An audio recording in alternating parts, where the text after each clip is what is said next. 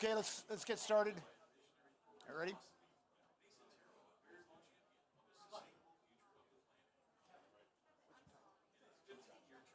Got it. I can remember that.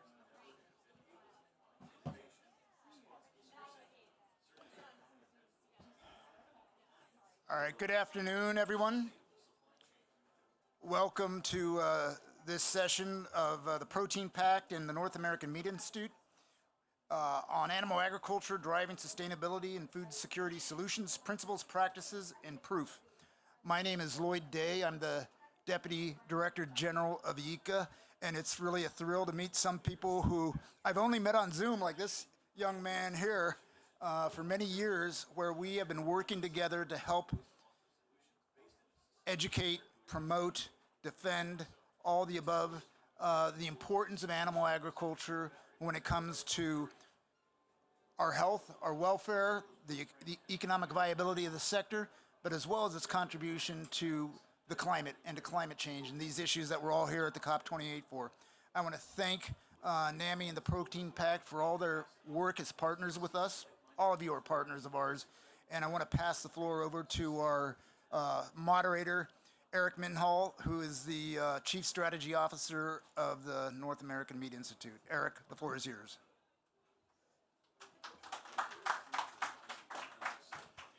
Thank you, Lloyd. I'm going to do a very brief introduction and then let a video do most of the talking for me. But I lead our Protein Pact work to really demonstrate tangible progress for how the animal agriculture industry supports healthy people, healthy animals, healthy communities, and a healthy planet.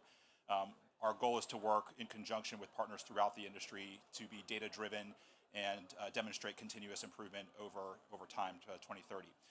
So we have a panel of great experts and producers who are on the ground, so we'll let them do the majority of the speaking. But first off, let's do our video. You guys start the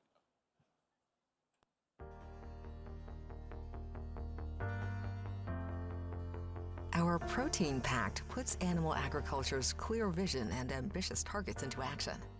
Transparent, data-based reporting verifies progress and keeps us accountable for contributing to global goals, protecting natural resources, supporting farmers' livelihoods, providing good jobs, and making food that families around the world rely on every day. Our commitments are comprehensive, our targets ambitious.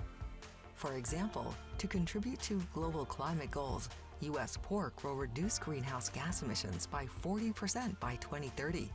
From farms to food service and retail, the U.S. beef value chain aims for climate neutrality by 2040. U.S. dairy has committed to achieve greenhouse gas neutrality or better by 2050. And 100% of the North American Meat Institute's members will have an emissions reduction target approved by the Science Based Targets Initiative by 2030.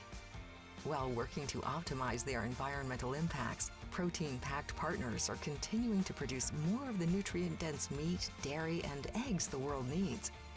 Meat, dairy, and eggs are the best and sometimes only source of essential nutrients too often lacking in diets globally, in countries at all income levels. Protein Pact partners are transparently measuring baselines and verifying progress across animal agriculture. For example, the North American Meat Institute has created the first ever data set for meat companies to report on 92 continuous improvement metrics. It really is about having those proof points. We grew, I think, about 60% in terms of our member reporting from year over year. And so it's just amazing to go from zero to having 90% of the industry by volume actually reporting data in a meaningful way.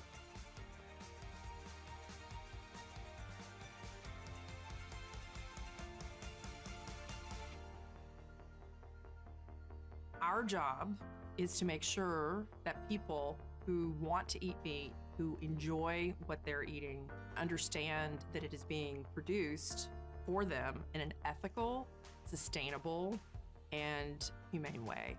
And this vision isn't something that we think is going to happen overnight. That's where we need to put in the work as an organization, as an industry. We have very ambitious goals. Our goals that we help our members set science-based targets. We have 330 plus members. To help all of those do that is a big ask.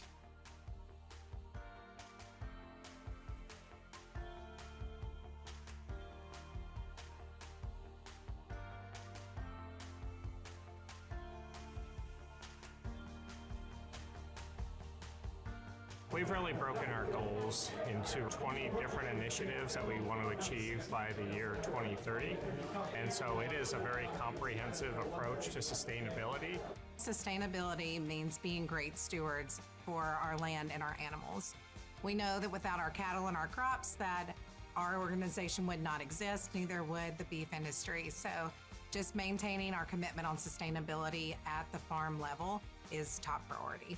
One thing that really holds true for producers is that sustainability is on par with stewardship. So it resonates with them to talk about environmental stewardship of their land, resources, animals. We do a lot in terms of conservation, working with different conservancy agencies and whatnot to really see how do we help to optimize what we're doing on the land while thinking about endangered species, endangered habitats, and water, all of the above. Future sustainability opportunities that excite me the most are innovations like our biogas ventures. We have taken anaerobic digester technology, placed it on our farms to capture methane from manure and convert it into clean, renewable natural gas.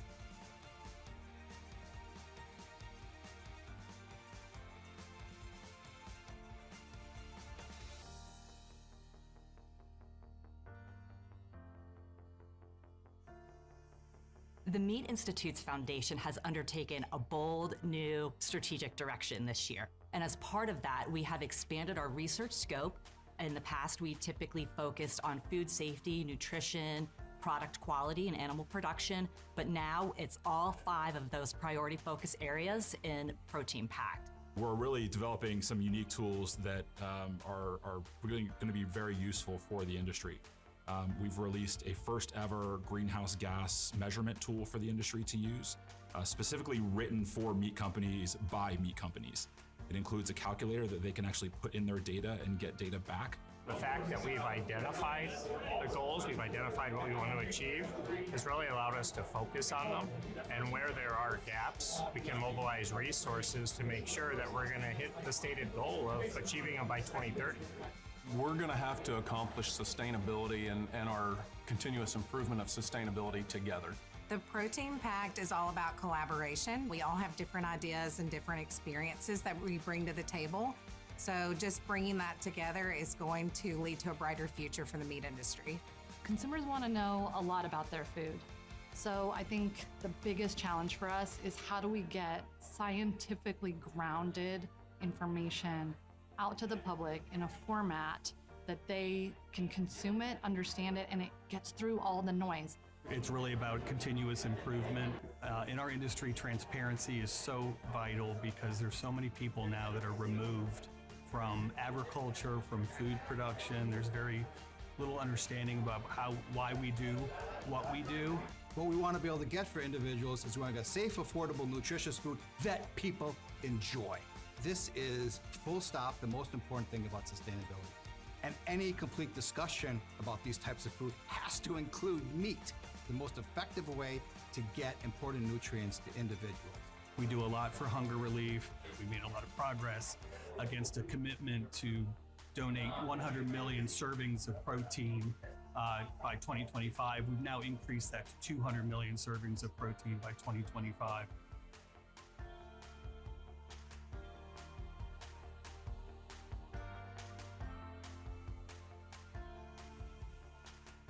We've spent the first 3 years of Protein Pact really building something from scratch.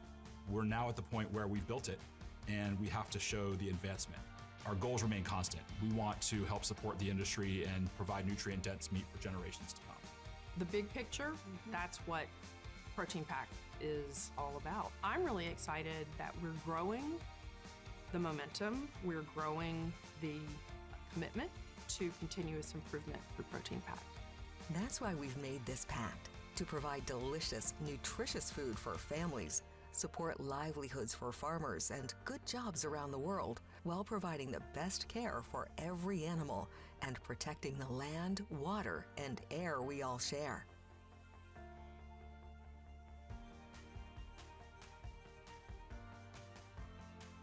To learn more about our Protein Pact for the people, animals, and climate of tomorrow, visit theproteinpact.org.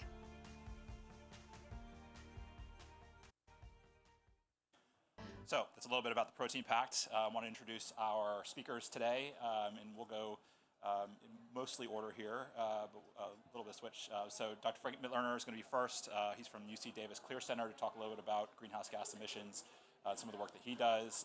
Ty Beal from the Global Alliance for Improved Nutrition. Suniro Costa from CJIR, Jamie Burr from the National Pork Board, and Meredith Ellis, who is a rancher in Texas from the G-Bar-C Ranch. So welcome them, and they're going to come up here to the podium to speak, and then we'll have time for questions at the end. So, Frank.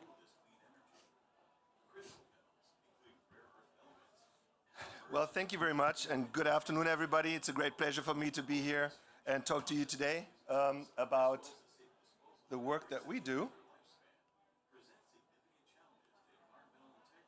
All right, so start out showing you a Texan Longhorn here, and the title really of my talk is How Livestock Affects Climate, How We Can Find Ways to Reducing That Impact. Many of you might have seen statistics such as this one here, showing all the different sectors worldwide contributing to greenhouse gases. And I think this conference here is largely aligned, stating that the use of fossil fuel is really our 800-pound gorilla, contributing to almost 3/4 of all greenhouse gases. Agriculture plays an important role as well. As you can see here, the green area is agriculture, forestry, and land use. You see the dark green is livestock and manure only. The numbers change, and the numbers have been changing over the years. The FAO, which is probably the world's most authoritative agency in this field, originally stated that livestock contributes to 18% of all global greenhouse gases. That number was revised to 14.5, and now we learned today from the latest FAO report it's at around 12%. So 12% of total greenhouse gases globally stem from livestock. That number, of course, is different in individual countries. That's just a global average that I'm quoting there. This slide here shows different countries on the x-axis and then the methane emissions on the y-axis, and you can see different activities that contribute to methane from those different industries. So I think everybody here is aware that methane is really an incredibly important lever in our fight against climate change, because reductions of methane have an immediate impact on climate. And because methane is the most important greenhouse gas produced by animal agriculture, it plays a particularly important role for us to learn what contributes to those emissions, how they can be mitigated by what kind of approaches. And that's what I will talk about here. You can see also that different parts of the world have very different footprints, different contribution to greenhouse gases overall. This session is definitely not a finger-pointing exercise, but as you might have learned today from the FAO presentation, there are areas in the world where livestock contributes grossly more than in other regions, and that is largely a result of insufficient productivities. Insufficient productivity means very large herds producing very little product. When it comes to methane, then methane from animal agriculture, you see there's a very clear winner here, so to say, with respect to a species group that contributes the most, and that's cattle. That's beef and dairy. That makes up the lion's share of methane emissions from the livestock sector. Monogastric animals, of course, produce much less, such as pigs and poultry, because they are not ruminants, and therefore this enteric methane does not apply. Enteric methane is the term coined to describe the belching of animals, belching of methane that comes off the animal's front end. And as you can see, that is a very important part of the overall picture. So some people try to make this a joke or so, talking about burping and farting cows, but it really is not a joke. It is very important that we learn how we can curb enteric emissions. This slide here shows also from our World in Data on the x-axis the years 1961 and projected to 2050, the consumption of all these different animal source foods. And as you can see, the consumption is likely to increase quite drastically. And in particular, the consumption of animal source foods will increase not so much in developed, but in developing countries. And that's also where the majority of greenhouse gases stem from. And therefore, it is particularly important that we are not just focusing on how to reduce emissions in countries like the US or European countries, but that we also work with developing countries to help them optimize their footprints, minimize their footprints from livestock. Some people say, well, what we really should do is change what we eat. I hear this all the time. I read this all the time. When I look at data, again, the same data source here, this is diet choices in the UK, one of the countries that is very vocal about the importance of animal source foods on the climate side. You see a very clear pattern there. It's pretty stable for omnivores. They're called meat eaters here. Then there's a sizable number of flexitarians, and then all the others, they're in the 2 to 5% range. So to me, it is very important to understand animal source foods are not going away. They sit in 98% of our US refrigerators right now. And in most other developed countries, they are at the same range. And so it is going the same direction in developing countries. So the question to me is, how can we produce these animal source foods with the lowest footprint possible? So I want to give you just a few, very few slides here on what a place in a developed country like the US is doing currently to curb greenhouse gases. California has probably the most ambitious goal currently on curbing methane. The law is that we must reduce 40% of methane by the year 2030, so that's right around the corner. And those 40% reductions have to be below 2013 thresholds. So this is a very tall order. At first, our farmers thought this is not achievable. But what they learned was that the public sector would partner with the farming sector and implement a voluntary incentive-based approach to reduce emissions.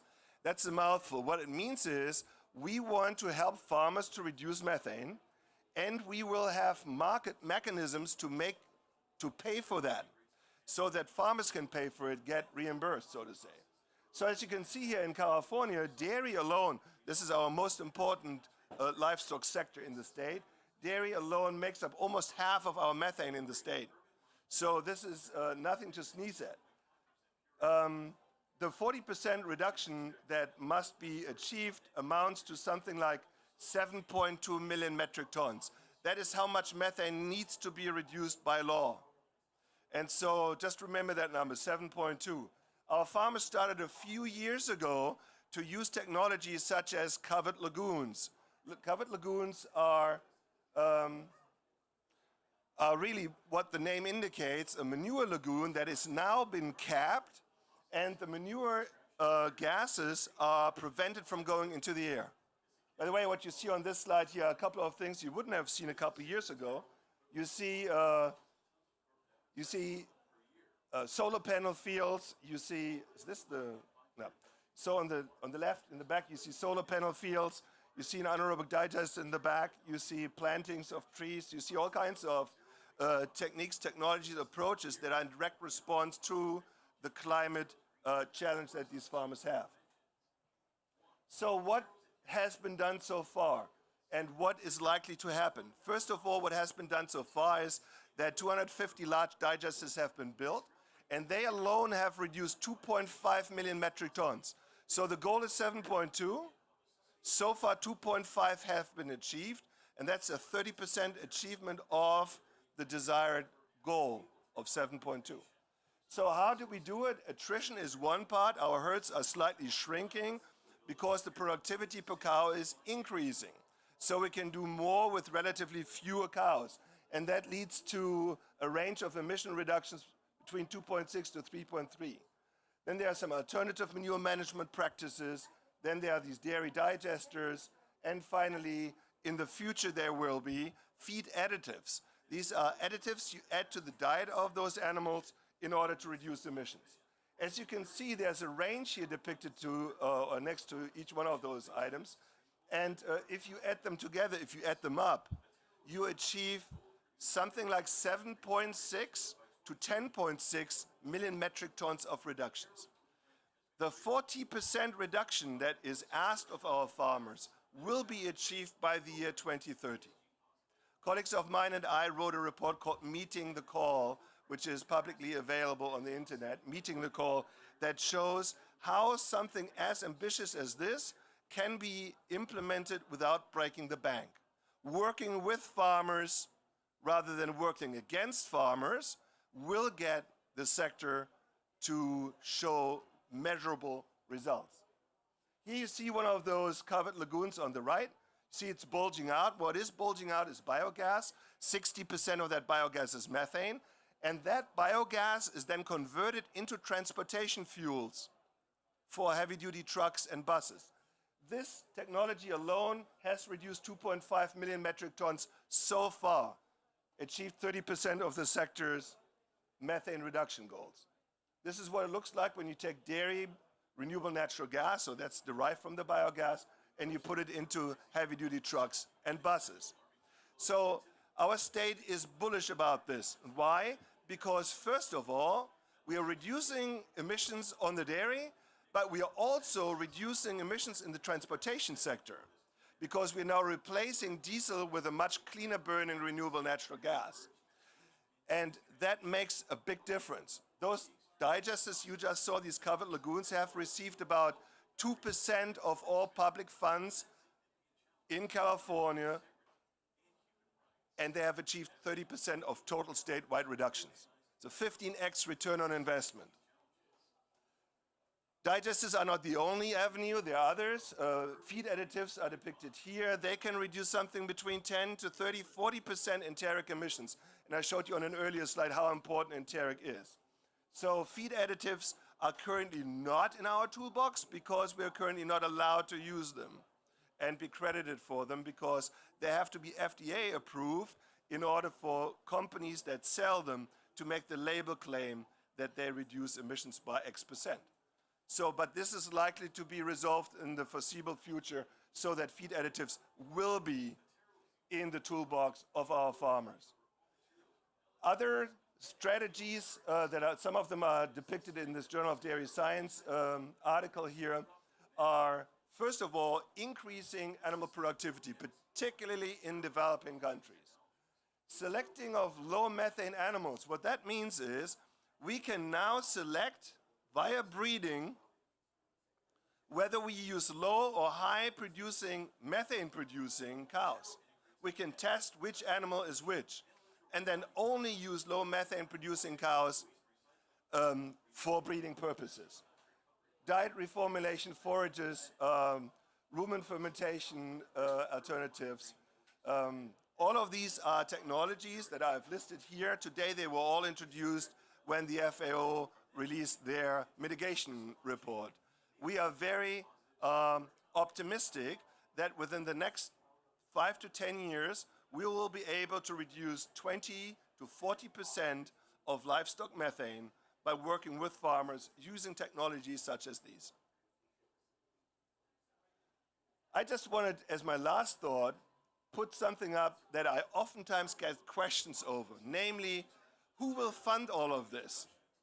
I am gravely concerned that the public sector is drastically underfunding research and adaptation of climate mitigation. This has to change because currently this is largely up to private companies. And as you can see here, some sectors do relatively well, but the animal sector, which is under the greatest scrutiny, does very poorly. And that means there's a very small amount of public funds that funds mitigation techniques, technology, research, and implementation. And that needs to change, not just in my opinion, but in the opinion of many. This here is my last slide. It shows how public spending for agricultural research and development has drastically fallen since 2002. We need to reverse that trend because if we want our farmers to make drastic reductions and we give them a few years, 2030 is a few years, then we better ramp this up, and drastically so. So in summary, Consumption of animal source foods, that is very likely to go up in the years to come. And that increase in consumption will particularly happen in developing countries. And so that means that herd sizes will increase, and that means that emissions will increase unless we manage to achieve in developing countries what we have managed to achieve in developed countries, which is to drastically increase productivity and reduce emissions. We do need, and that's my second point, a toolbox of techniques and technologies, because there's not one solution that fits all farmers.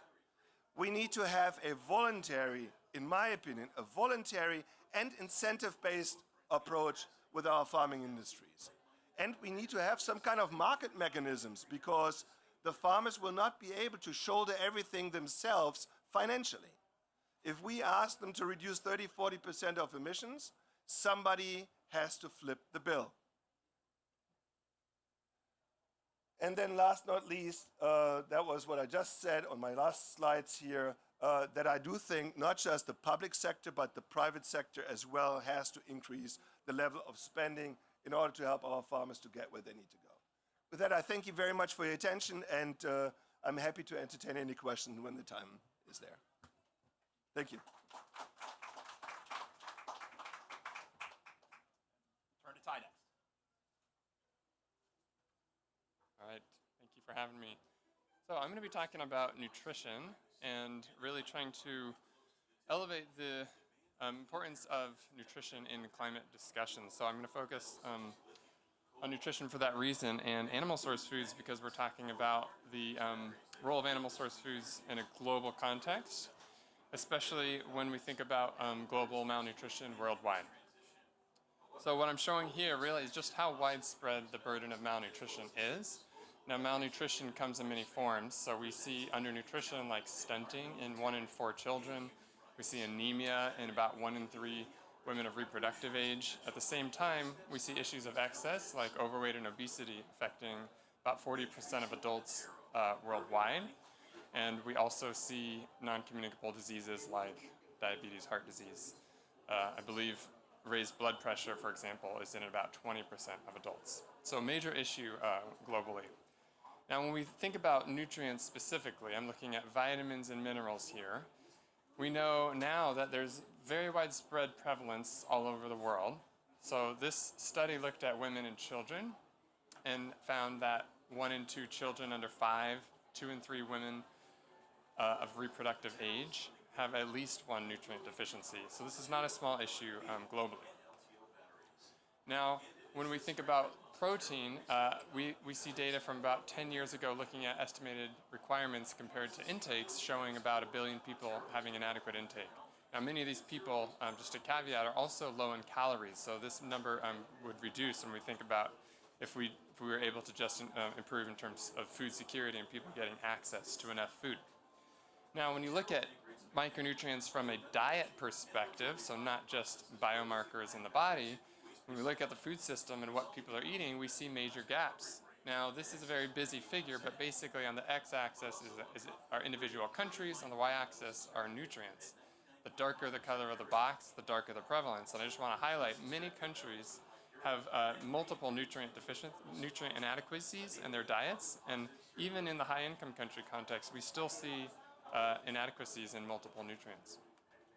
Now, this is looking from a more global perspective using modeling data that really just shows how widespread inadequacies, for example, in calcium, in vitamin E, and iron, and other nutrients are.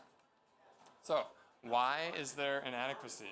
Now, this really depends on the context. When we're thinking in lower income countries, it's a lack of diversity. People want to consume more diverse, healthy diets, but they can't afford them, they can't physically access them. So this is showing minimum dietary diversity, which is an indicator that represents a higher probability of achieving all of your nutrient requirements. We see very low prevalence, which means a risk of nutrient deficiencies in lower income contexts, especially in sub-Saharan Africa and in many countries in South Asia. Now, which foods specifically are rich sources of these nutrients and often lacking? Well, Dark leafy greens, when we think of plant source foods, are very nutrient rich, and they're often low, even in some countries like in the US, for example. We have a lot of room to grow in terms of increasing intake of these nutrient dense foods. Now, when we look at animal source foods specifically, some regions have higher consumption and may need to reduce consumption for risk of non-communicable diseases or for environmental reasons, but we see very low consumption in specific regions like Sub-Saharan Africa, South Asia. And so even by standards like the Eat Lancet, which sort of estimated a target of 14% of calories from animal source foods, those two regions actually fall short in many of the countries there. So what are the risks of limiting animal source foods? Now, whatever your view on the role of diets in our emissions and our climate change discussions, it's very clear from recent evidence that there are risks from limiting animal source foods too much, and that's sort of a issue with certain nutrients. So we see vitamin B12, for example, iron, zinc, calcium being below the recommended intakes when we compare this sort of planetary health diet perspective. So it's not to say that necessarily animal source foods need to increase in all regions or whatnot, but particular nutrients for some population groups like iron, for example, for women, actually quite a challenge when you limit the richest sources of those nutrients. So what are the richest sources? We can see here, very busy graph. It's basically, think about the smaller the bar, the higher the nutrient density. On the left, we're looking at nutrient density in terms of calories, energy. On the right, it's in terms of grams. So the dark green bars really highlight the most dense, nutrient-dense sources of priority nutrients, which are commonly lacking worldwide. So we see, I highlighted dark leafy greens, very nutrient-dense. And then a lot of animal source foods, especially organ meats, small fish, shellfish like mussels, clams, oysters, those are bivalves. Eggs, ruminant meat, dairy, for example, all very rich sources of the nutrients that are often lacking worldwide. Now, why are animal source foods unique? There are many different reasons. I'll just highlight a few. They contain unique nutrients that aren't found in plant source foods. They're more bioavailable forms of these nutrients, so many micronutrients, also bioavailable protein, long-chain omega-3 fats, which are highly bioavailable, and then potentially beneficial compounds that are not necessarily essential, but have been associated with positive health effects.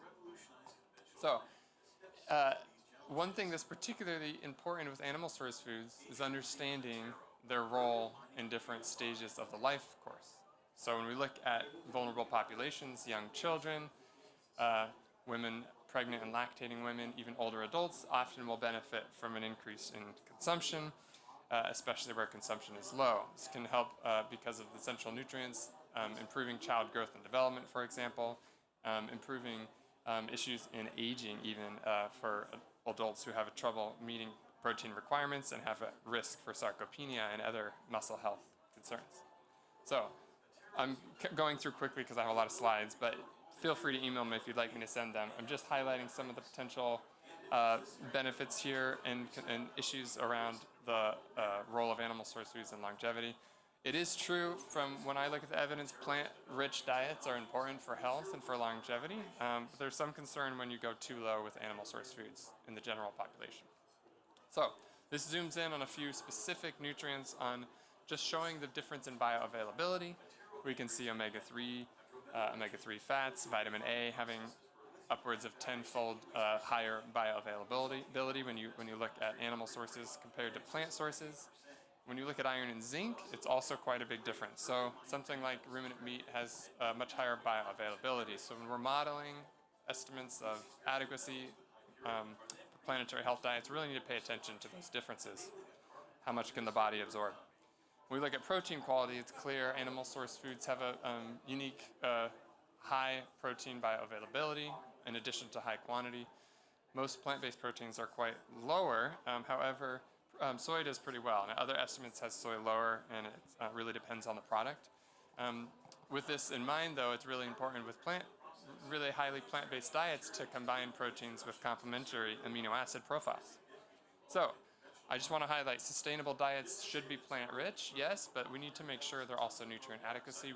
nutrient adequate. We can't forget that. So how do we address that? What's a sustainable way? Now, Frank already highlighted a lot of ways to improve sustainability of livestock production, reduce emissions, for example.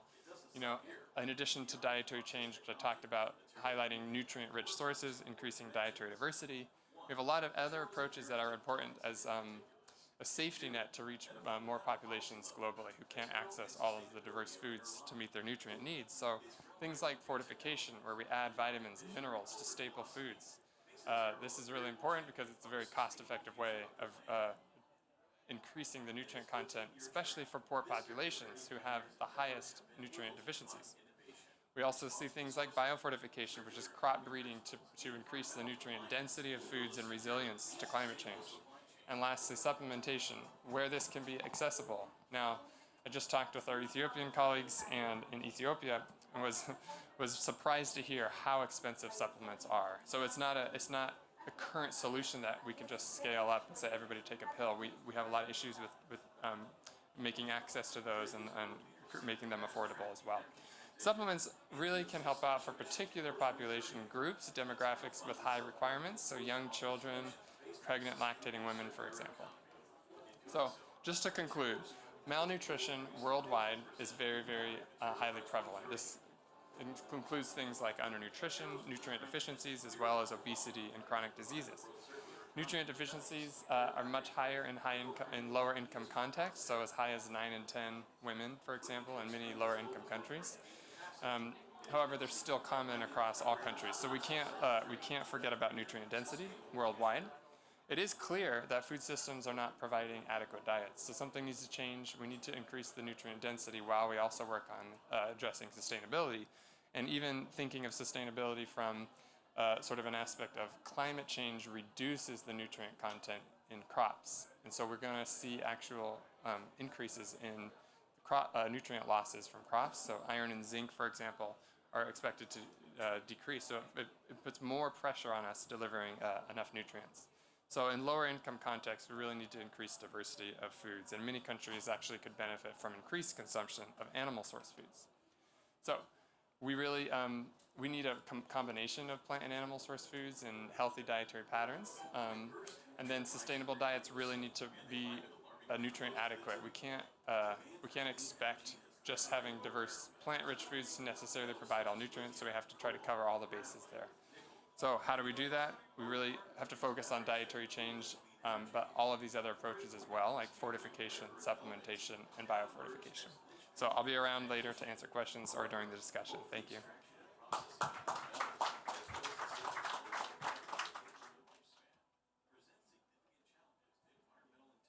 right, next up, Senor Acosta from CGIAR.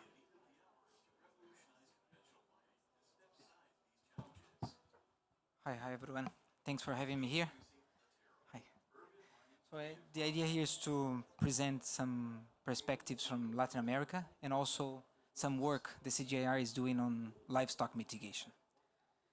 So to get it started, last year we published a paper at Nature Scientific Reports showing a roadmap for net zero food systems.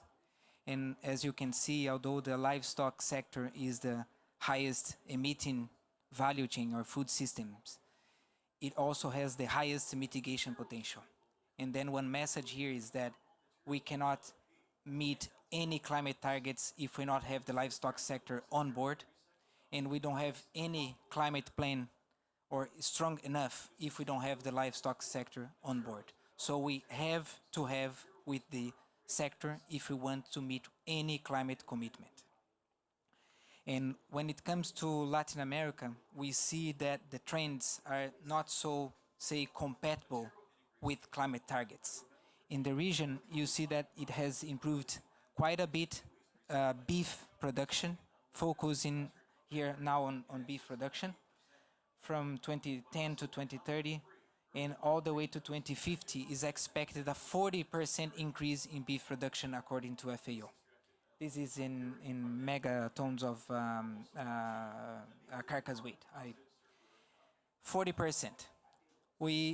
The region has also improved the way it produces beef, but the trend in emissions intensity or emissions or CO2 equivalent to produce a kilo or a ton of beef is supposed to reduce by 11% by 2050. So the trend, if we continue this way, is that we will increase emissions and not reduce. So this is not compatible. So that's the first message. And then we said, okay, but let's take a look at a range of production systems in the region and see what is happening, why we have this trend. And this trend in the response is simple. We are still relying heavily on extensive production systems, extensive pasture-based production systems. We are preparing a new paper in which we looked at almost 40 production systems, existing production systems in the region, pasture-based, and you can see that we are still relying on extensive systems.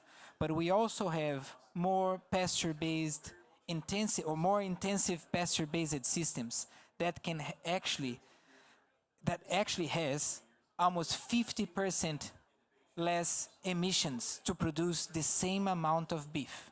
Existing systems already on the ground, but not scaled, right? And what they have differently from extensive production systems. And here we are talking about the basics. We are talking about improved forages, improved and well-managed pasture systems, rotational grazing, animal genetics, feed supplementation, so the basics. It's like practices that we've known for more than 50 years, I would say, so if not even more. But we are not being able to scale these practices on the ground. And then, but if we are able to actually shift to the 20% top less emitting systems, we can actually bend the curve of emissions while meeting the beef demand, or we can increase beef by 40% by 2050 and have at least 50% less emissions associated to this production. And in terms of land use on the bottom, we can also benefit from more intensive pasture-based systems because they are more productive, at least 5 times more productive than extensive production systems. And even if we include land area to produce feed for feed supplementation or animal feed supplementation, we can actually also save 50% of the land area. So we have all these numbers to be released soon. And if we take these numbers and scale it to the Latin America region, what we would have, we can again actually shift the curve of emissions while increasing beef production. And then you can see today we have about 0.8 billion gigatons being emitted by these systems, food systems, beef production systems in Latin America. The business as usual is to increase to almost 1 billion. But as we shift to more intensified pasture-based systems, we can reduce emissions to 0.5 gigatons. And if we consider that these systems also promote some soil carbon sequestration, and if silvopastoral systems, some above ground carbon sequestration, we can also have a more mitigation. And if we also touch on the point and consider that these systems reduce methane emissions quite a bit, and we apply the metric of the GWP star. I don't want to get into these weeds, but we can address that during the discussion here. We can literally go almost zero. We can have a virtually net zero beef production system in Latin America and potentially globally. So that's the idea, that's the numbers, what the numbers are shown. And what I would like to highlight here is that our research, this research, was based on existing production systems, right? So they have the technology already there. We don't need to develop any other technology to accomplish with this scenario. Excuse me. And what we are, as a CGIAR, doing lately, as you may know, we have one of the largest forages gene bank in the world. more than 70,000 sessions. So we are now focused on 2 projects in which the idea is to mine this gene bank to select forages with high potential for soil carbon sequestration and also anti-methanogenic compounds that we can actually have in forages that naturally can reduce enteric methane emissions.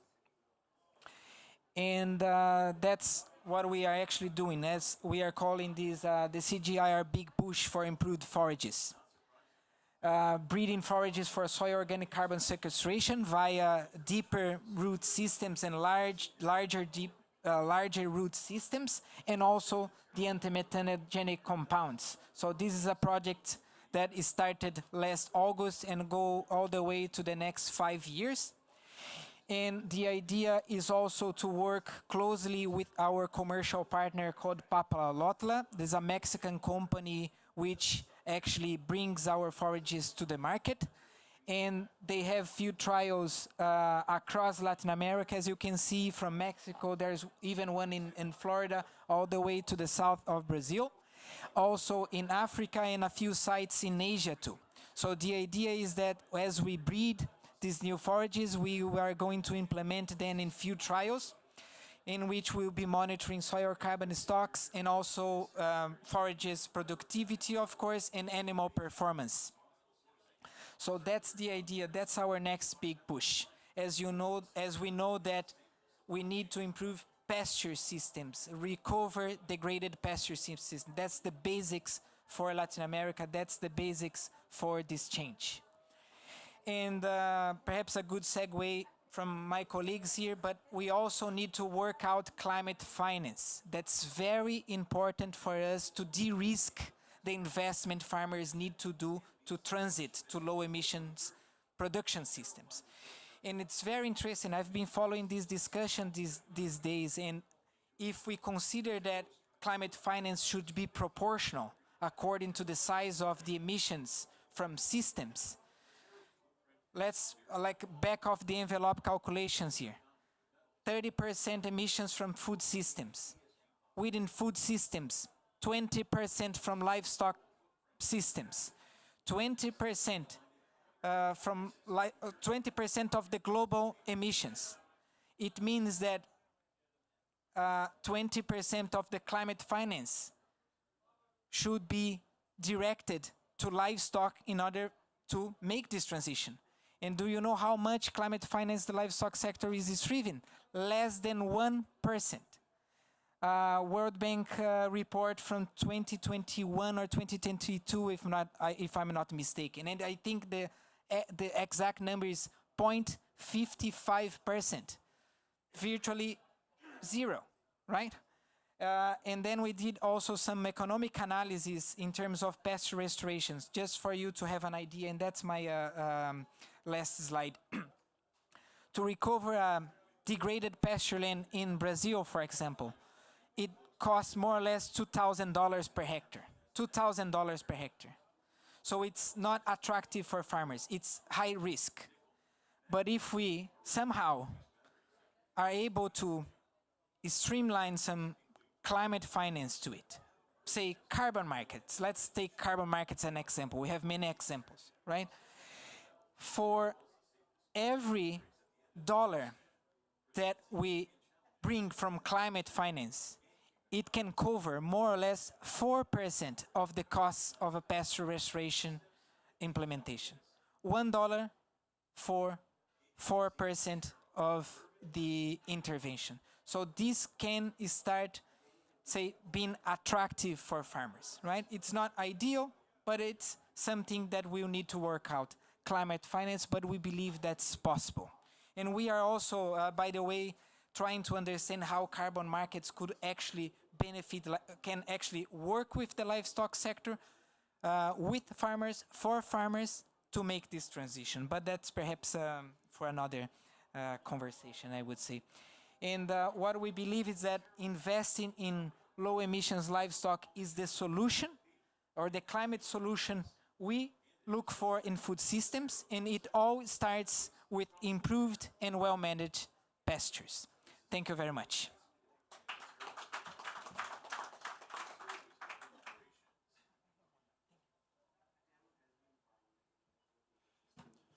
we want to talk a little bit more about some of the work that's specifically occurring on the ground and investments that the industry's made in production systems. So I want to turn it next to Jamie Burr, who with the National Pork Board.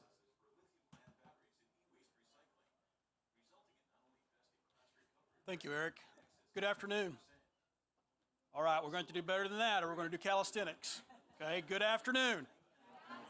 Thank you. My name is Jamie Burr, and I have the honor and the privilege of serving U.S. pork producers as a Chief Sustainability Officer. And when I say I have the honor and the privilege, where that comes from is we are made up of 67,000 producers in the United States. We export about 30% of what we produce from the United States to other countries. But where it's really the most important to me is I'm the 5th generation pork farmer. So I can trace back my lineage for 5 generations into this business. So it's personal to me. So as we talk about how do we produce pork, and how do we feed the world and continue to make continuous improvement, that's really important to me. I realize there's going to be some varying views in this room. And one of the things that I hope that you come back away from this is we're pretty passionate about developing partnerships and building bridges to continue to improve. And I hope we get to have those conversations after. So here's our narrative environmental commitment. As you can see, we're committed to safeguarding and nurturing natural resources for now and future generations. Fully realize that's a statement. There's no action behind it. But what it doesn't say is about a dozen metrics that pork producers are reporting into our what we call We Care system. It doesn't have up there the 40% reduction by 2030 commitment that we have to reduce greenhouse gas emissions in the industry. I want to share a little journey with you on where we've been, where we are, and where we're going. So on the slide here, you can see over the past 50 years, 5 decades, pork producers have reduced the amount of land by 75%, the amount of water by 25%, the amount of energy by 7%, and the amount of carbon by 8% per pound of pork produced. I think that is a great story of continuous improvement. It's where we've been, room to grow, okay? So let's talk about where we are today. Today, we've started a program in the past couple years where we're developing sustainability reports for our farmers. We have a consultant go out to the farm and they collect data from the farmer. The farmer agrees to provide that data, and then we're able to produce a sustainability report that is a baseline of emissions from a water, a manure, and a climate perspective. So I just flipped to page 2 because it gives a little bit more detail about the report, and I can make a report public if you want to see it. But what it does is it tells what the farmer has from a net GHG emissions on their farm using the COMET planner developed by USDA, the United States Department of Agriculture. It talks about how much carbon is sequestered at that particular farm. It talks about how much water per head is used at that farm. So it gives that farmer a baseline to, one, be able to know where they're at. It gives a story for that producer to tell to their neighbors or to their banker about where they're at from an outcomes perspective. The other thing that we're able to do is we provide what we call a SCIP report, Sustainable Continuous Improvement Plan. What that plan does is it compares their system, so the blue bars that you see on the left of the graph, to other practices that they could implement, or maybe it's practices that might, in some respects, go backwards. So maybe they were doing no-till, and for whatever reason, they needed to go and do conventional tillage to control weeds. It would give them the data that they need to understand what their environmental footprint would be. So from here, what we're able to do, and what we've started to do, through a very unique public-private industry partnership, is provide funding to implement practices. So we have a grant totaling $35 million. It's $20 million from the United States Department of Ag, $10 million from Nestle, global company, all probably heard of them, and then $5 million from a U.S. port. What we're able to do with those dollars is we start with sustainable environmental consultants. They go out to the farm. They're the ones that provides that baseline report and then also provides the skip report. Then we can shift to using Ducks Unlimited as our NGO partner that helps the producer make decisions based upon what funding is available. It could be funding from this grant, it could be funding from other grants, but Ducks is able to give them options for implementing practices. You can see the other partners in this as well. I want to stop for just a second. I showed you a report up there a few minutes ago. It's a baseline sustainability report for a particular farm in Minnesota, northern part of the United States. It's from the Trails Inn farm owned by the Stevermers. Stevermers are very passionate about this topic, just like several other producers are in the United States. I want to show a clip that shows the passion that they have for this topic.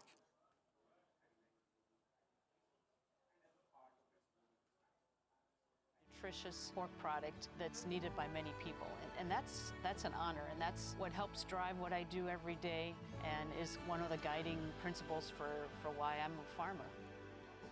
So I've been asked what my dad would think about the way I'm farming right now, and my response has always been my dad would be all in on this. He would be all over it because he really looked at how we could change, how we could improve what we did and how we could make it better.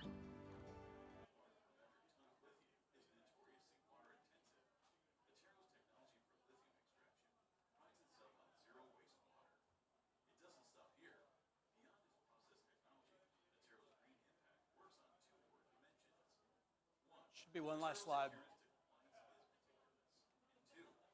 There we go. The most important one, right? You don't have to listen to me anymore. Thank you so much for your time. We are on a continuous improvement journey in the industry. We know where we've been, we know where we are, and we know where we can go. Again, I hope that as we leave this national or this international stage, that we can come together, work together. We're not going to agree on everything. We're just not. But if we focus on that 80% or so that we can agree on, together we can do more. So thank you for your time.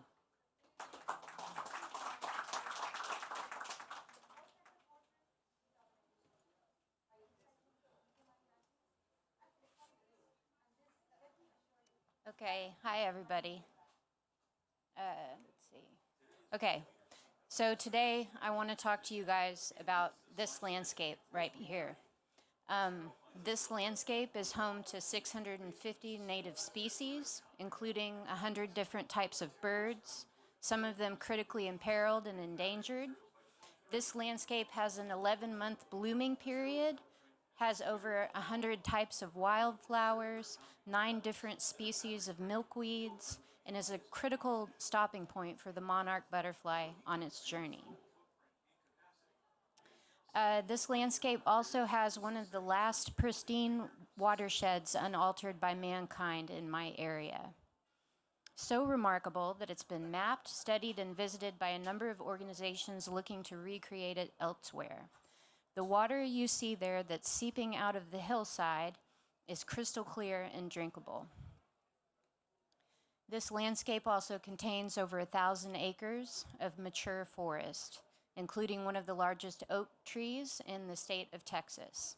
Its branches alone are estimated to be over 500 years old.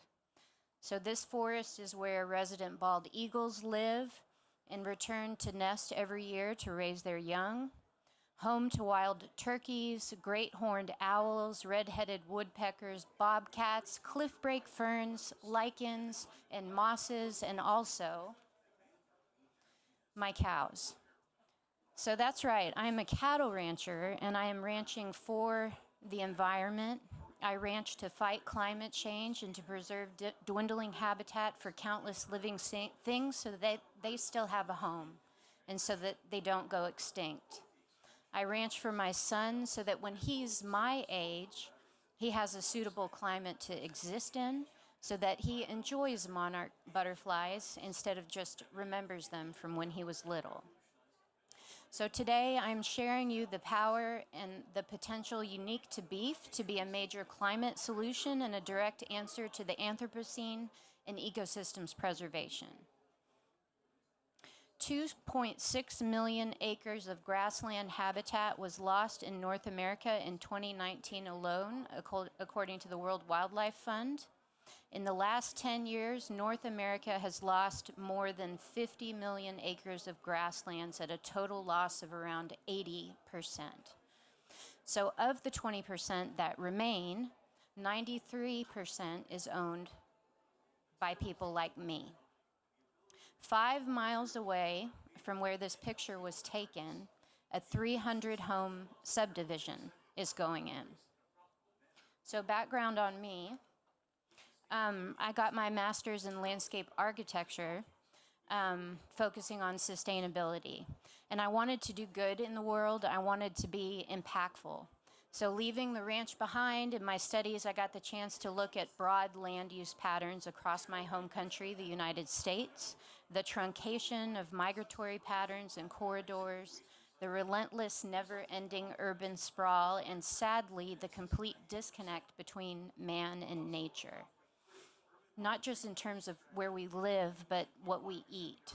So far removed was every aspect of how we as humans have devolved away from that natural system that it became clear how important it was for me to return home, to protect my small piece of land and to dedicate my life to improving it and bringing others along with me. So to become a rancher just like my dad. And my first order of business when I returned home was wanting to get an answer on what my carbon footprint was. So I don't want to be doing this if it's bad for the environment. And as luck would have it, I had the opportunity to participate in a pilot called the Ecosystem Services Market Consortium, a nonprofit seeking to quantify our carbon footprint. So if you measure the methane emitted from a species of ruminant, you must also measure the land held in trust that raises that beef. So you cannot blame a species for climate change. Rather, it's man's heavy hand that causes their existence to not be in harmony with that natural order. Cattle existing in symbiosis within the natural grassland ecosystem in which they co-evolved for a millennia, as I will show you, has critically important ecosystem benefits that today are being ignored at our peril. So what does our carbon footprint look like? When ruminant animals return to their natural symbiotic state within the landscape, that was my question. The emissions quantification was done through a grant from the Foundation for Food and Ag Research and required enormous amounts of data. So they first measured how much our emissions were, not just methane, but also the gasoline we used, the fertilizer we put out, the grazing impact on plant life, rainfall, etc. But then it also measured the amount of CO2 that plant life was sequestering in the soil through that identical time period. And when you add it all up, the modeling indicates that we are a big-time carbon sink, sequestering a net 2,500 tons of CO2 every single year. That's like taking 551 cars off the road every single year. So my land is home to countless species. My water cycle is fully functional and climate resilient. I provide the planet with 69 million nutrient-dense calories every year and take 2,500 tons of CO2 out of the atmosphere at the same time. That tells me that there is potential. There's enormous potential here. And if that wasn't enough, we're getting our carbon modeled again just to make sure by a different entity. This is with Skidmore College and the Soil Inventory Project. And just to be triple sure, we are participating in an FFAR and NRI project that not only measures our soil carbon, but also real-time carbon flux, as well as biodiversity and other grazing metrics. In fact, I see our ranch as a living laboratory, so this is a list of collaborations over the years. And what this highlights, what I'm trying to say, is there is a lot of sincere effort in the beef industry going on right now to make this world a better place. So what does it look like to manage cattle in a way that's good for the environment? So it's complicated, but it's very simple. It really boils down to mimicking the natural migratory process of historic herds around the world. To be highly observation-based, watching the daily interaction between cattle and their landscape so that they benefit each other. So what could these wildebeest possibly doing to help the landscape right now? Well, they're trampling the ground. They're invigorating grasses by biting it off and trampling in native seed heads with their hooves, and then fertilizing it with their urine and manure, and then poof, they're gone, off to a different location. And so by rotational grazing, we're mimicking a natural process using ruminant animals to benefit the land and themselves by constantly moving them. So my ruminants are existing appropriately within that landscape, and that really makes all the difference. On simply an ecosystem level basis, what happens if we simply remove grazing animals from the landscape? So on the left right here are grasses that haven't been grazed in 40 years. So that grass right there is actually killing itself. So the blades of grass, having not been disturbed by cattle, remain hovering just over the soil, and they're becoming oxidized and acting essentially as a weed barrier, prohibiting new growth. So whereas the one on the right, in a grazed pasture, where the leaf litter has been stepped into the ground by cattle, allowing the contact with the soil and hence decomposition, composting, and eventual soil building, it's much more robust. So it's shocking how removing a species of animal, in this case ruminant cattle, is actually a detriment to the landscape, which relies on their disturbance to thrive. And which one do you suppose is sequestering more atmospheric CO2? The wildfire hazard on the left, or the thriving square meter of diverse native plants on the right? So it is a clear example of man's ignorance to think that the removal of a species from an ecological web could possibly benefit that living system. So what's the real potential for beef? The real potential lies within this striking example of how you can just have cattle, like the image on the left, or you can use cattle for great ecological good, like the pasture on the right. U.S. grazing lands, including managed pasture lands, have the potential to remove an additional 198 million tons of CO2 from the atmosphere per year for the next 30 years. There are so many ranchers out there like me that are doing a really good job. I learned this from ranchers. I learned this from ranchers who are generations older than me. There's a lot of us out there. I am not a unique rancher, okay? That's important that you know that. But there are others that are not doing a good job. So why not encourage ecosystem health? The World Wildlife Fund finds that 32 million total acres of grassland habitat have been plowed up, quote from them, since 2012, and only 20% of the North American grassland habitat remains. Now, isn't that worth saving? It's the Great Barrier Reef of North America, and we must acknowledge beef's unique and vital role in its conservation. And so my organization, the Integrity Beef Alliance, and our partners were awarded a $30 million USDA Climate Smart Commodities grant to do just that. It's 100% producer-led and developed. That's key, right, to success. Complete supply chain transparency and traceability, cutting-edge technology, and MMRV. But as my 10 minutes is up, do consider attending my other panel in the U.S. Center. And also, here's our website. And thank you very much, and I look forward to your thoughtful questions.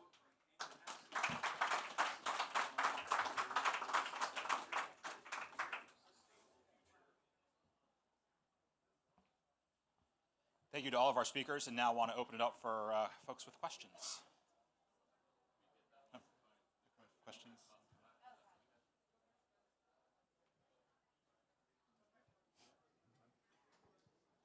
Oh, it's not.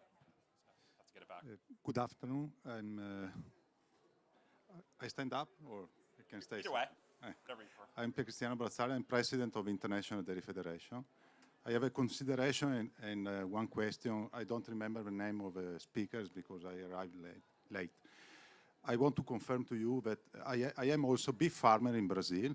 I have a farm in Mato Grosso do Sul. 2 weeks ago, we made the carbon neutral certification. We have a silvopastorage system, 916 hectares, and more 450 hectares of forest planted in eucalyptus. And I confirm that it's possible. I am also responsible for a relationship of Asociación dos Productores de Carne Carbonio Neutro. I want to ask you, but we consider in our certification only the sequestration made by the trees. We have around 1.4 million trees, and we sequester around 42,000 tons of CO2 per year. I want to ask you, and I have around 3,000 hectares of pasture, but I don't use any certification for the pasture because I don't believe in the methodologies. I want to ask you what kind of methodology you use and if it's recognized globally.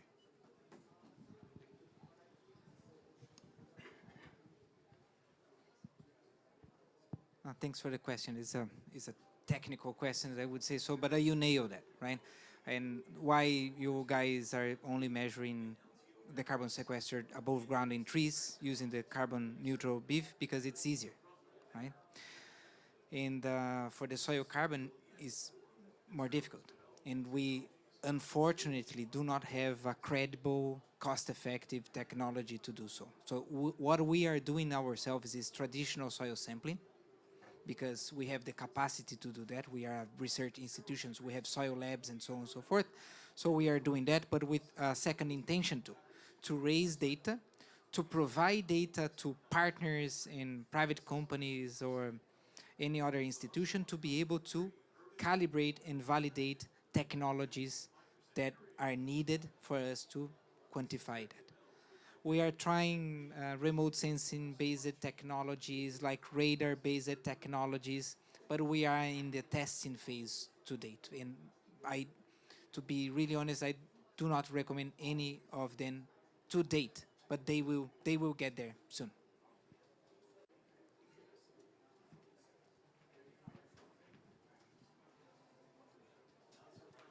Hello. Thank you so much. I'm feeling really inspired actually after that presentation by the work being done. So I have two questions. My first is to Senero. I think that's your name. So GWP Plus for measuring methane has been criticized because it uses a higher baseline amount. So it makes it almost easier to get carbon neutral by reducing less. So I'm just curious about how you would respond to that and why you prefer GWP Plus over GWP 100. And then just a question to Jamie. Great presentation as well. And you talked a bit about some of the practices happening on farms. I'm just wondering if there's anything going on for manure management. So the spraying of the pig manure causes a lot of environmental and health problems. So I'm just wondering what the industry is doing about that. Thank you. I'll go first. So I think one thing that the pork industry has that's unique is being located next to the corn is we have a circular cycle. And we do have the ability to use manure very close and have that to where it actually reduces the carbon of the carbon footprint of that particular farm. There's a lot of research going on in the space that you were talking about and questioning about, and happy to share that research at a later time. Yeah, and perhaps Frank can also contribute to this question. My first answer is not that I prefer, right? But that's the GWP star is actually the metric that is more accurate for methane emissions. Methane is a short-lived pollutant, so to say, or short-lived greenhouse gas. It only lives 12 years in the atmosphere. After that, it breaks down and do not contribute to any warming potential. So that's the accurate way of addressing methane, right? And that's the way we should push for as scientists, because it, besides being more accurate in the accounting, it will also be a sort of game-changing situation when it comes to carbon accounting for, say, carbon markets or any other financial mechanism. Because when you add the GWP star to the balance sheet, the mitigation is way higher when you actually are able to reduce methane emissions. So collectively, we should exercise, I think the first step is to exercise the use of GWP star, because I don't think we are doing this exercise in our accounting. So first, let's exercise and let's start showing out what is the potential or what are the numbers when you add GWP stars. But again, not that I prefer. I think that's the right way to go about methane. And Frank, would you like to? Yeah, so I oftentimes hear what you just said, that GWP star appears as if it makes the problem go away. GWP star is actually based on GWP 100. GWP 100 is part of the formula for GWP star. What it expresses is not CO2 equivalents. What it expresses is how much warming, let's say, a sector contributes, okay? Actual warming changes. What it does is it looks at a rate of change of warming. Do emissions of methane go up? Then warming goes up, and GWP star will look worse for this sector that's being quantified. When emissions go up, then it looks worse than with GWP 100. If emissions are stable, then rightfully so, approximately the same amount of what's produced is also being destroyed, and that means you now get a different picture on warming, namely one where you don't add additional warming. If you, however, reduce methane, and that's very important, if you reduce methane, you reduce warming. And that is why it's so important that we mitigate methane, because we have that that immediate response. And GWP star is the only matrix that will give you that response. But that is why it's so important that we are aggressive with methane, because it does so much on warming. Some more numbers, we like numbers, right? And then we released also 2 years ago a info note on GWP star and the effect on the agriculture sector.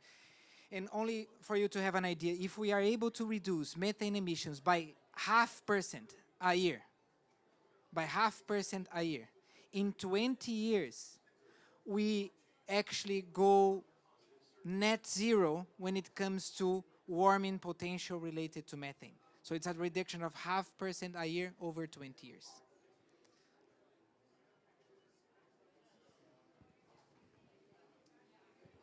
Thank you very much from Rabobank. I was struggling with another thing here in this panel. Actually, we saw a presentation about nutrition and we saw a presentation about emission. I liked your presentation. How would you link actually emissions to nutrition here in this story? That's a great point. I think one of the key ways is to start including nutrition in environmental impact assessments. And so if you think about a life cycle analysis that looks at the emissions or land use or whatnot per quantity, it's usually done on a per kilogram basis or a per 1,000 calories. Sometimes we see 100 grams of protein. I think it's essential to start making the metric more nutritionally relevant. So looking at the nutritional value of foods. Food is not a kilogram, for example, a kilogram of beef is not the same as a kilogram of cucumber, right? Same thing as a dark leafy green like spinach. So we need to compare them on more nutritionally equivalent basis, and we are doing work to do that. So we are developing metrics to understand nutritionally how do these products compare, so that in the life cycle analysis it's actually reflecting those comparable nutritional values. So beef might be very positive in that sense. Yeah, I mean, there's a lot of depends on how you do the metric, right? So when you think about essential nutrients, beef scores really well, and some other foods provide protection against non-communicable diseases. I think it's really trying to be holistic in how we quantify that.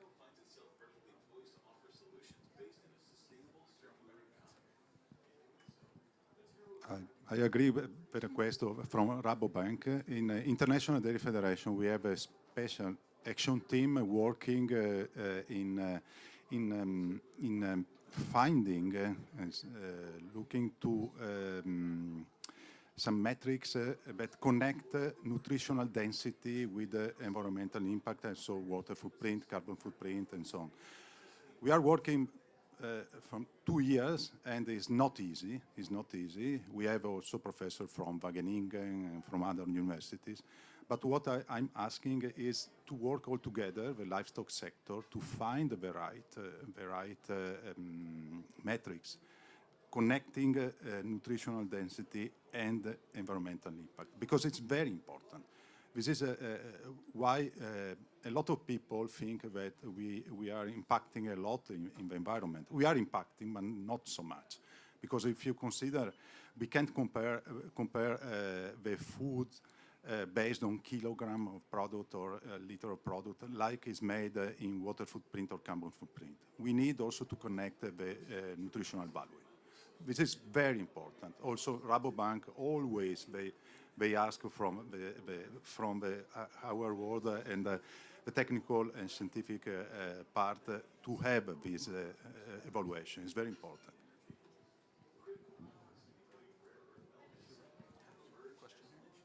Hey, thanks for the panel. I'm Colleen Duncan, I'm a veterinarian, and I think as we think about shifting animal production systems, there's also health and welfare implications. So I'd be really interested to hear about how animal health, not necessarily human health, and also animal welfare are being addressed within your sustainability solutions. So two things I'll say there. I think it's your comment's really important because One Health, right? So One Health of pigs, people, and planet is how we look at it. The second thing I'll say is just this year, our port quality assurance programs, our transportation quality assurance programs, all the programs that we have for animal welfare were certified by the USDA as being in compliance with ISO standards.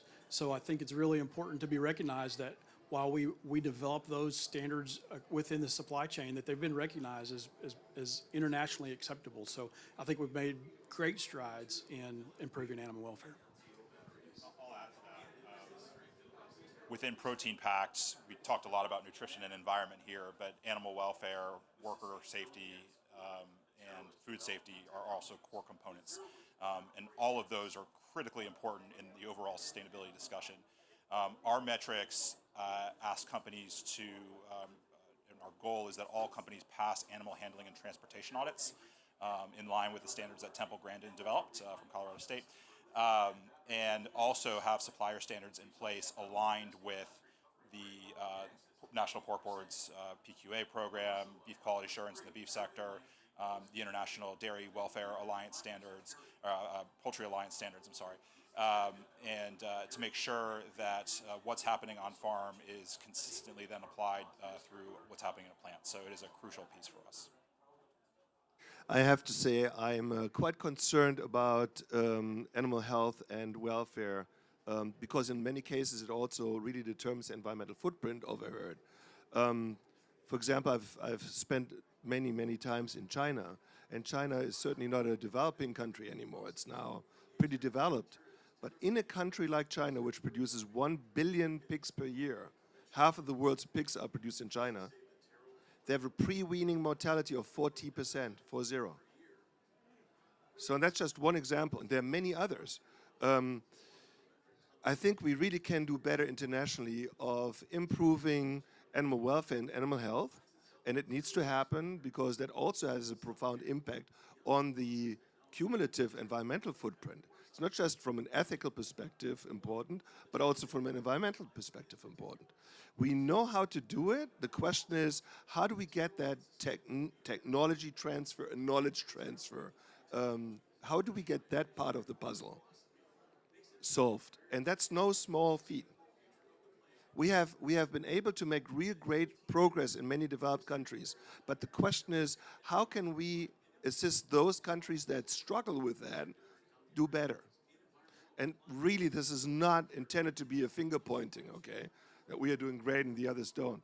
That's not at all what this is about. But it's just a call out that we can do better all together to improve livestock internationally. Time for maybe one more question.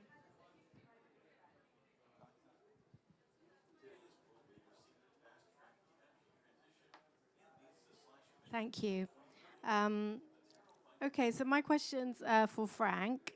So we know that the Clear Center, US Davis, is funded by the meat industry. Do you have any comment on how independent your science is, given you have that like financial support and backing? And the second question is about high productivity, low productivity systems. So given that, I think it's great you want to help countries in the global south do things more efficiently, but if you look at the numbers, 37% of dairy emissions are from high productivity systems. So when vast volumes of methane are coming out of the US and like companies like the Dairy Farmers of America, when are we going to see like commitments from the meat industry to binding methane reduction targets? Because the meat industry has celebrated not being included in the methane pact in previous years. When can we see more commitments to binding time-bound reductions? Just thought I'd mix it up a bit there with that question. Yeah, so the first question is about funding, and I mentioned on 2 of my slides funding. The Clear Center and the work that I've been doing over the last 21 years at UC Davis have in the past always been funded by government agencies. Government agencies have reduced funding, and therefore industry has stepped up funding. We do receive funding from both sides, from the private and public sector, and in my opinion, the private sector should step up efforts because it's their industry that needs to improve, and the technologies that are being used in order to reduce emissions are produced by the private sector.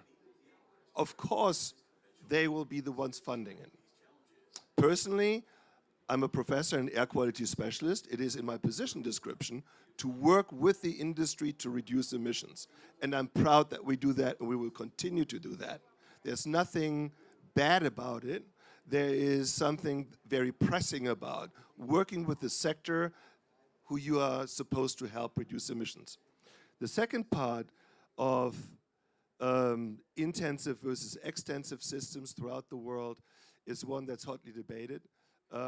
Maybe more than my comment is what you could get out of the FAO report that came out today, because it speaks exactly to that topic, as to how emissions from those places in the world that produce 80% of all livestock-related greenhouse gases, how we particularly reduce emissions from those areas.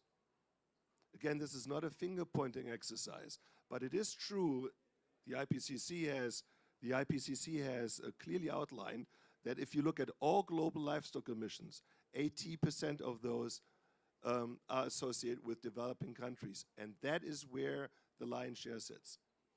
I can, after this talk here, give you a IPCC AR citation for that so that you can read it up.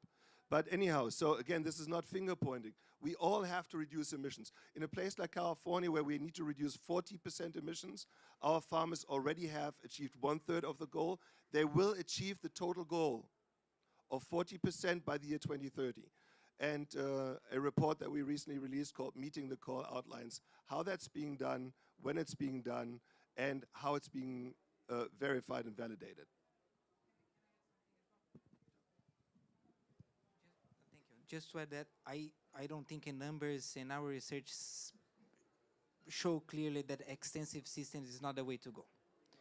And the extensive systems in Brazil have basically created 100 million hectares of degraded pasture lands. We have 1 million hectares of pastures with some level of degradation in the country.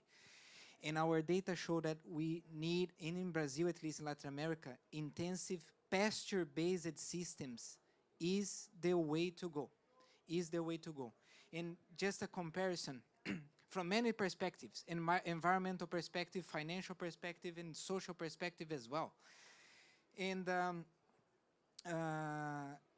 we drastically reduce land use pressure too. And sorry, I forgot what I was going to say, this segue. But yeah, but I think I will stop there. Right. I remember that. No, but I think that's an important number. We like numbers again. If you compare the United States and Brazil, just for you to have a different, completely different production systems, but US produces more beef than Brazil and has less than half of the cattle herd of Brazil. I'm not saying that we need to mimic the US, quite the opposite. We need to develop our own production systems. But just for you to see what happens when we go to the more intensified production systems, the trend is to reduce the herd size, and it will reduce quite a bit the emissions related to the herd, because that's the core of emissions. And then we'll bring more productivity, more perhaps improved pastures, and all this package that we've been talking about in this panel. So that's what I would like to say. Thank you. And now I have to say one more thing too. I do not want anybody to think that Frank Mitloehner has anything against extensive systems. They are very important globally. They're very important nationally. I was just kind of triggered by the notion of intensive is bad or it's not. We can intensify any system, whether it's a pasture-based system or any other system, and become more efficient in producing. And in most cases, that improvement of efficiencies versus emission intensities are inversely related. It's good to be more efficient. We know this not just from vehicles, fuel efficiency versus emissions, but it's also true for livestock. All right. Well, we're at our time, so let that be our last word. Really appreciate our speakers. Thanks again for joining us. I'm happy to chat with anybody afterwards.